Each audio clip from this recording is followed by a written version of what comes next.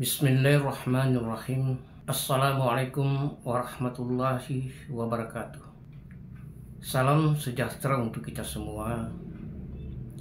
Om Swastiastu, Namo Buddhaya, salam kebajikan, rahayu.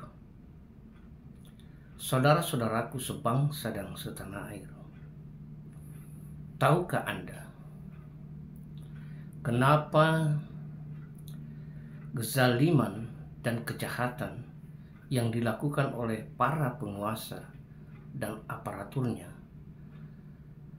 itu dianggap hal yang sepele, dianggap hal yang biasa? Apakah mereka tidak bertuhan? Ataukah mereka tidak percaya dengan hari pembalasan? Tentu tidak. Faktanya, mereka ini sudah pernah berkunjung ke Masjidil Haram.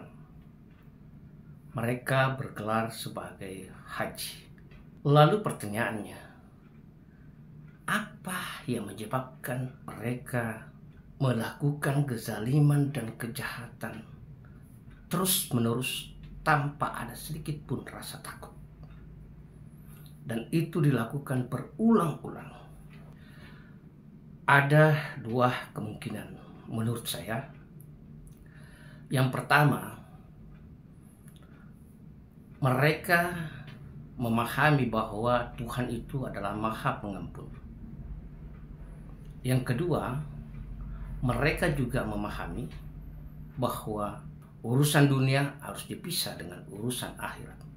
Mereka berpikir bahwa apabila mereka sudah melakukan kejahatan, kezaliman, memeras rakyatnya, lalu mereka bertobat, berpuasa misalnya, bersedekah, sembahyang, bahkan naik ke tanah suci, lalu memohon ampun kepada Allah, maka selesailah, diampunilah mereka. Begitu mereka punya pemahaman. Atau bisa jadi pemahaman mereka tentang pemisahan dunia dan akhirat yang dilakukan sekarang ini adalah semua urusan dunia, baik itu politik, membuat suatu kebijakan, baik itu memeras rakyat, itu semua dianggap adalah urusan dunia. Sehingga ketika urusan akhirat, barulah mereka ingin bertobat.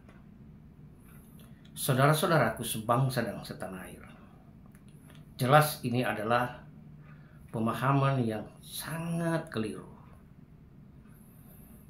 Saya perlu ingatkan ada satu ayat dalam Al-Quran. Allah katakan, tidak kuciptakan jin dan manusia kecuali mengabdi kepadaku. Tidak kuciptakan jin dan manusia kecuali mengabdi kepadaku. Arti dari ayat ini jelas sekali bahwa tidak ada satupun kegiatan, kebijakan, perilaku yang dilakukan di dunia ini semuanya harus mengabdi kepadanya.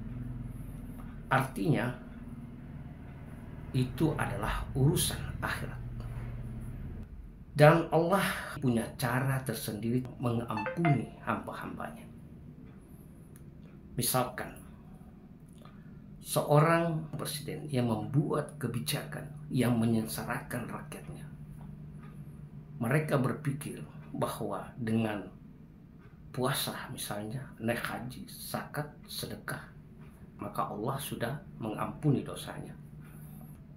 Tahukah bahwa apabila seorang pemimpin melakukan suatu kebijakan atau bertindak yang menyengsarakan rakyat, jiwa-jiwa kelas akan menderita, menangis. Dan ingat, tentu Allah akan mengampuni dosa kalian apabila mereka memaafkan, baru Allah juga memaafkan. Dan Apakah itu bisa terjadi? Saudara-saudaraku sebangsa dan setanah air, ingat, urusan dunia adalah urusan akhirat. Saya ulangi, tidak ada satupun kegiatan di dunia ini selalu semuanya berurusan dengan urusan akhirat. Makanya saya peringatkan, sebagai rakyat, seharusnya yang memberikan peringatan ini adalah para ulama, para pemuka-pemuka agama, para penceramah-penceramah, bahwa berhati-hatilah, utamanya seorang pemimpin, dalam mengambil suatu kebijakan atau membuat suatu kebijakan. Karena apabila salah mengambil kebijakan dan itu akan berdampak penderitaan kepada rakyat, percayalah, tidak ada ampunan. Dan perlu saya tambahkan, perlu dipahami, surga dan neraka itu tidak memiliki ruang dan waktu.